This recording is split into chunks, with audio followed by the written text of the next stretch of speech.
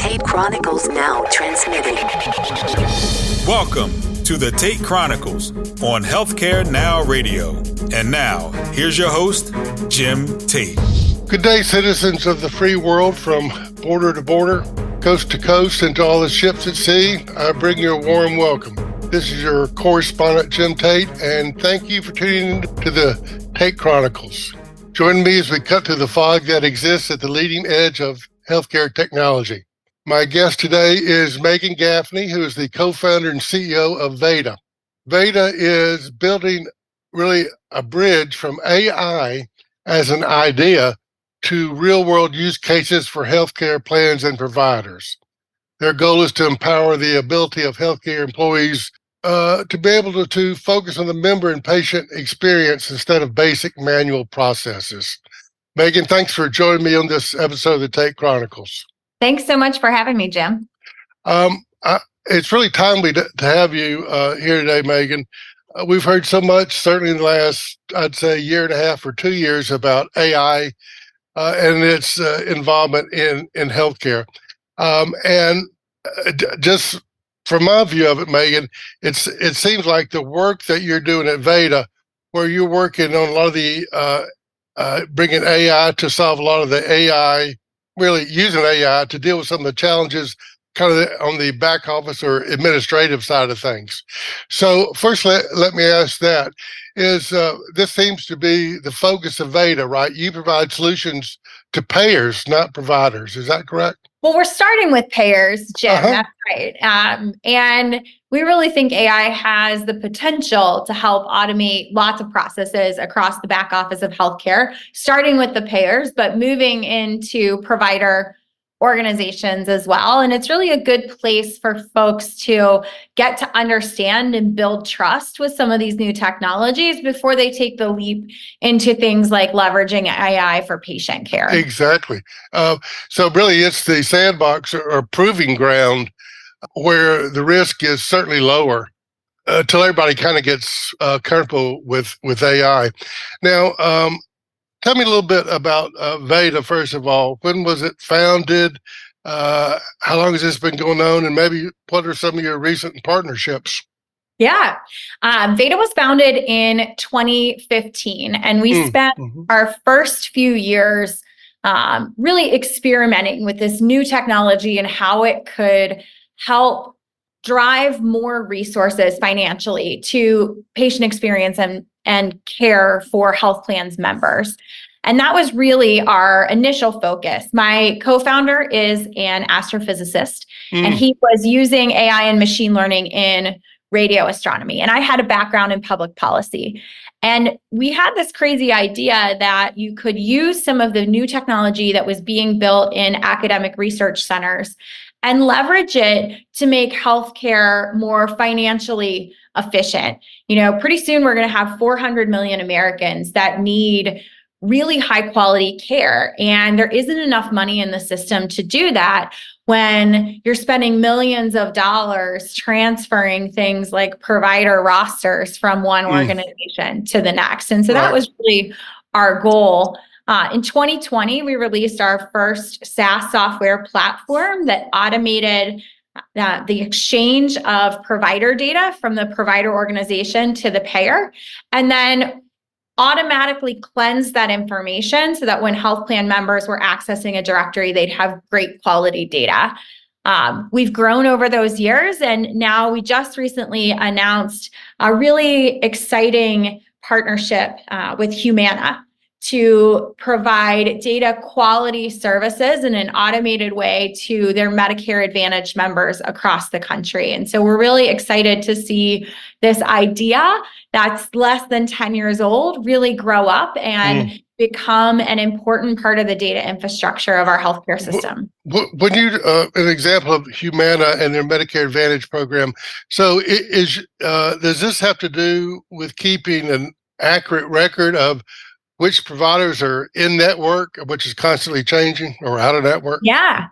What providers are in network, what kind of conditions they treat, and if they're accepting new patients now. And those are really the things that their members need. I mean, my parents are actually Humana Medicare Advantage members in Ohio. And I'll tell you, my dad recently had to go get an appointment with a cardiologist, and knowing that you can trust the information when your primary care doctor says, hey, time to go upgrade your care here. You're getting to the age where you need to see your cardiologist regularly, and knowing that they can go and make that appointment quickly and efficiently, and not have to spend hours trying to find the right in-network doctor. It's a real relief for those members. And so companies like Humana are making these investments in data quality because it matters a lot to their members, and they want to keep driving that business back year over year.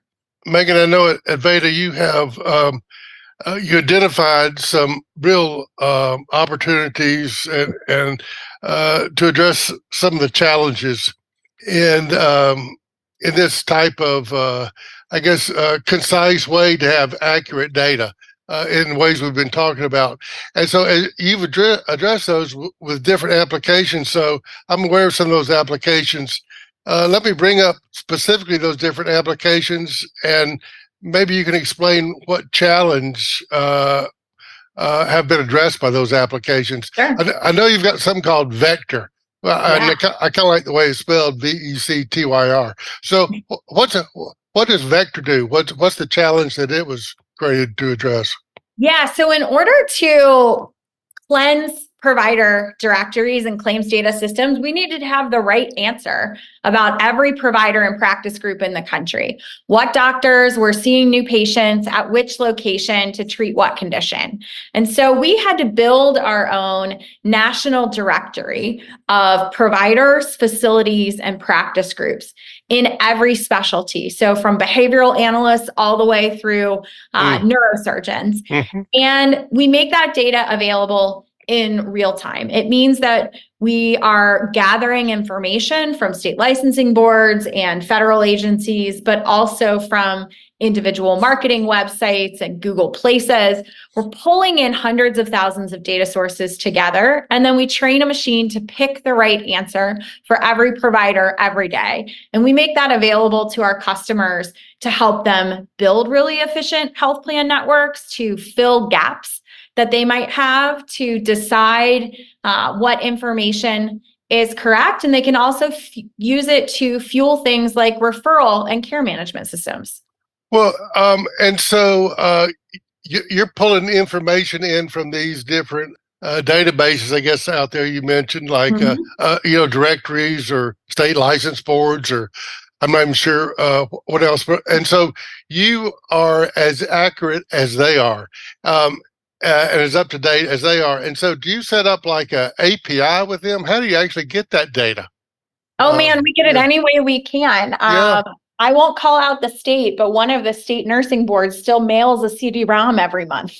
Wow. So we really have to be creative to be able to pull the data in whatever level of quality and frequency it's available. And then the magic is that the AI system can pick which information is accurate and correct and leave the rest behind. And so we've built a really rigorous system of testing to be sure that our data is highly accurate. And we do that through secret shopper audits that are very similar to the way that the agencies test the data accuracy. So we have a team that's led by our data scientist, Rishi Patel, in New York City. And he's working with scientists all across the country on a regular basis, testing this information, making sure that it's accurate, so that we can guarantee for our customers the accuracy of the data that we're providing to them. And so, your customers may be Humana, or some other large payer, but eventually, I guess they have some type of dashboard or portal where individuals, patients can log in and access this data. That's right. Is that the end point of it? Yep, that's exactly right. Okay. I know you've got an application called Quantum. What is Quantum all about? Yeah, so Quantum is our data monitoring system. So if you think about inside a giant claim system inside a health plan, or a really small referral management system inside a local Medicaid plan, there are lots of opportunities for humans to go in and enter information incorrectly. And that might make claims not pay properly or on time. There are opportunities for duplicates to get created in those systems, or data to age and nobody checks it. What Quantum does is it monitors that information and alerts the health plan when something has gone stale or is incorrect, and instructs them how to fix it. And in some ways, those fixes can be made automatically. And so it's really an investment in ongoing data quality, and it supercharges the teams internally that have been doing that work. In the past, it's taken hundreds of people looking up information and spot checking it every single day. And it's not a very efficient process, and it didn't lead to high quality information. And so Quantum automates those processes and increases the quality of data on an ongoing basis for the health plan. Well, and so let me give you a couple of scenarios, and let me know if it's relevant. So somebody gets married and changes their last name. All the time. How would that get picked up? Yeah, so we see that all of the time, especially if you have young providers. When they initially register, they get a state license, they get an MPI-1 number, and over time, their name might change. And in a lot of these systems, claim systems, for example, you might have two records, one with the old last name and one with the new last name. And so depending on which record gets pulled when they try to process a claim, if it's the old last name and it doesn't match, even though the MPI-1 number is the same, that provider isn't paid on time. It falls out and it goes to a manual queue that gets worked while a human being tries to figure out what's wrong. It's not a great experience for that doctor, right? They are frustrated with the payer, and the payer has a lot of costs because now they're paying somebody to manually look at that information. We can pick up that change in an automated way and fix it inside the claim system so that there's not a duplicate record, the name gets updated, and then that doctor's paid correctly and on time. So it really makes the whole system work better, both for the payer and the provider. I know in a lot of cases out there, it may not happen. It certainly happens with patients. I'm not sure about with providers. Again, somebody's last name, they may have a hyphenated last name. Some places, the first name in the last name is is in an alphabetical order. Sometimes the alphabetical order is based on the second part of the hyphen name. Is it 1,000 different little details like that can mess up records that need to be checked? That's right. And what it does for the member of the health plan at the end of the day is it creates a couple downstream problems. The first is sometimes they can't find providers that are actually accepting patients that could see them quickly because the data is not pulling correctly in the system. And so, when you think about things like behavioral health care, if somebody is waiting 6 months on a waiting list to see a provider, every single appointment that's available matters. And so we want to make sure every provider that has availability to see patients shows up in those portals, right? And then the second thing is they sometimes get surprise bills because a name is incorrect, or a license number or a tax ID that they're billing under. If that's incorrect, sometimes the member of the health plan, the patient at the end of the day, gets a bill that they don't expect because it's saying, hey, this provider doesn't look like they're in our network.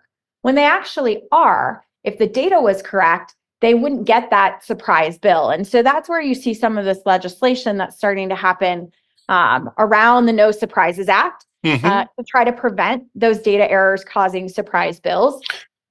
And we're going to dig into that in a little more detail in just a few minutes.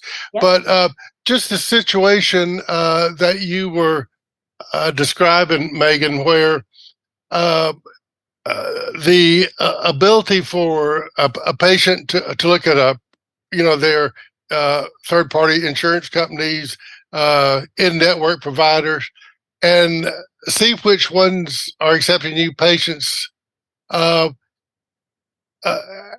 That's got to be pretty hard to keep updated, because if the providers are not keeping it updated, who knows? There's probably some areas that there's only so much you can do in terms of providing reliable information. That's right. Providers giving that information or testing to it is part of the answer. But there are a lot of patterns that we can pick up in things like claims data that indicate, hey, this provider looks like they're accepting new patients. Oh, wow. So when we start to leverage all of those data points, we get the best answer possible for the insurance plan, and then, downstream for patients that are trying to make appointments and get into care quickly.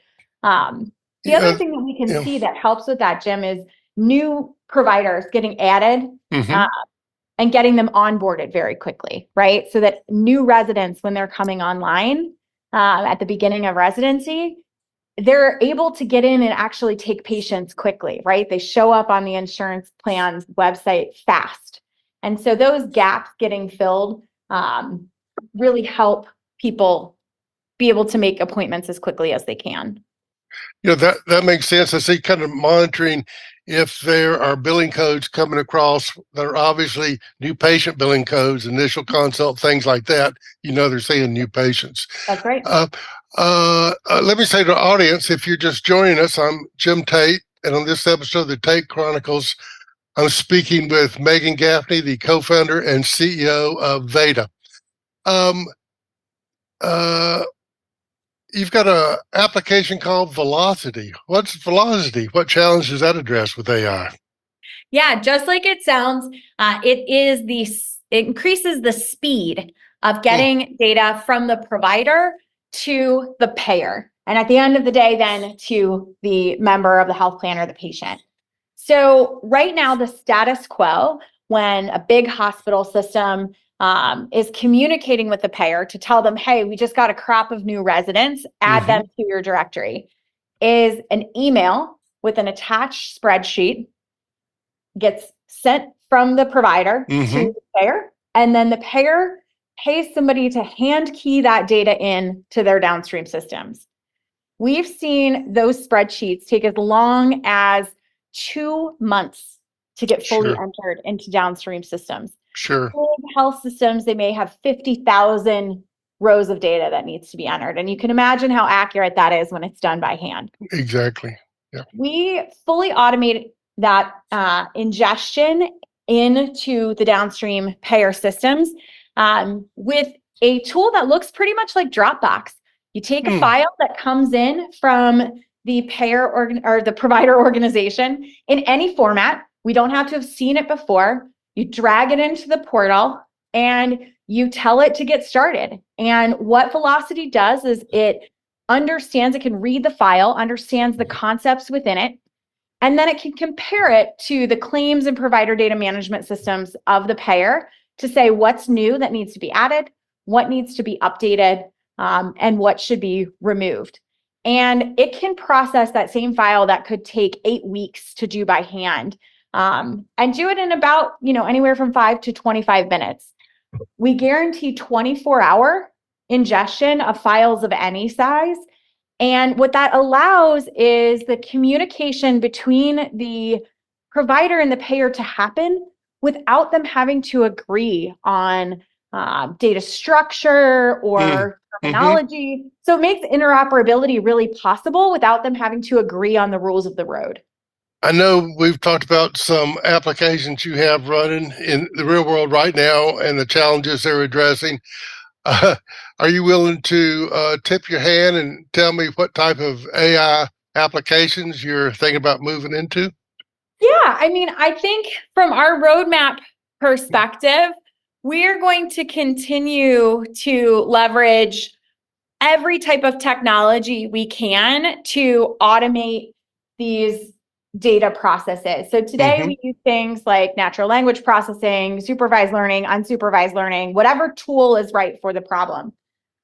What we want to expand into and to continue to look at is how do we help health plans not only clean up the data they have today, but build really high quality networks in the future. And so how can we leverage all of our products and all of the data that Veda has access to be able to help them construct networks from scratch that are more competitive, more effective for members in the market, and more cost efficient. And so what you're going to see coming out from us throughout this year and into next year are online platform tools that allow health plans and provider organizations to access all of our data to help build out those really efficient networks. And we're going to keep adding data fields that are relevant, things like cultural competency, language information, advanced training that's providers are engaged in, because it really matters right now in constructing networks that are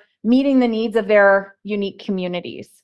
Meghan, we only have about 5 or 6 more minutes to talk, but one thing I really wanted to hear from you about that I'm very interested in. I don't know enough about it, and that's some of the recent regulations and legislation about surprise medical bills. What are those acts called, and what do they really do for people? Yeah, so this is really my background, Jim. So I started my first decade working in the policy space. And so legislators have been listening to their constituents, and patients have been saying 2 things loud and clear. One is that they can't find the information on in-network doctors easily enough, and it's getting in the way of them accessing care. And the second thing they're saying is it's costing me a lot of money. And so regulators are leveraging that feedback, and they've passed one piece of legislation, and there's another that's coming up. So the one that passed is the No Surprises Act. And that basically tells health plans, hey, if you have information on your website that says a provider's in network, even if they're not, that's your mistake. You can't charge your patients, you can't charge your members for those extra bills. You have to eat that cost. And so that's incentivizing health plans to invest in technology like Veda to ensure that the information they're putting out is accurate. But members are still having trouble finding appointments. Even if they know they're not going to end up with the bill, they still can't access care if the information's not correct.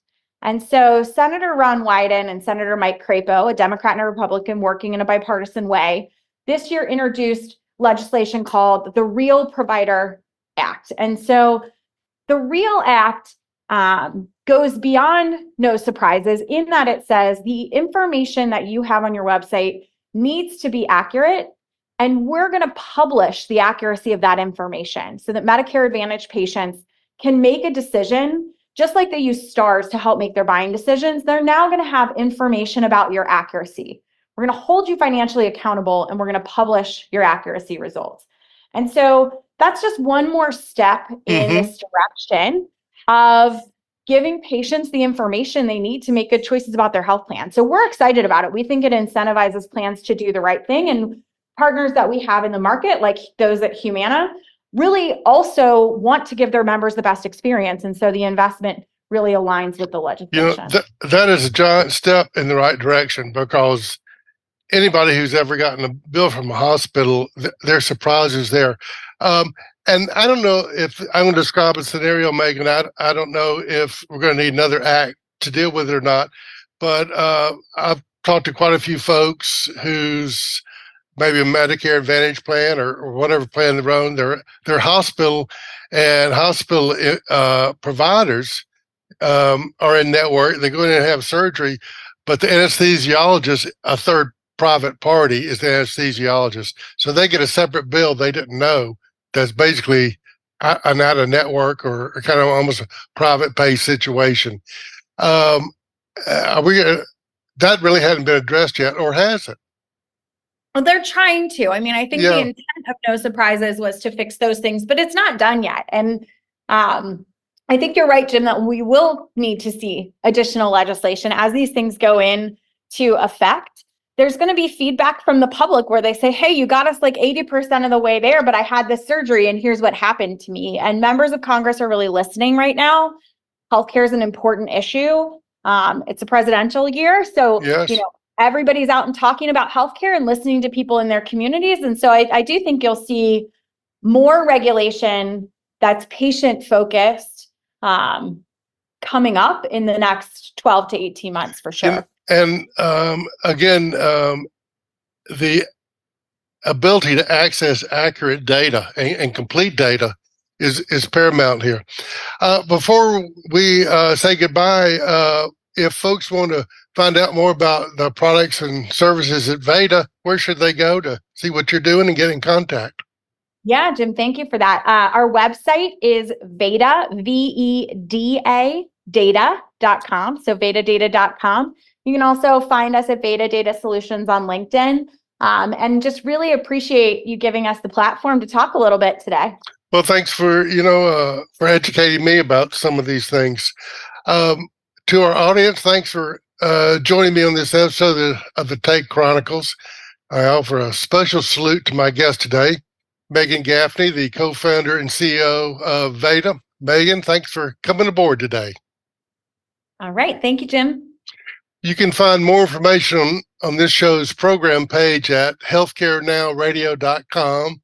That's healthcarenowradio.com. Until we meet again, here's wishing you smooth sailing and safe harbors. Tate Chronicles transmission ending now.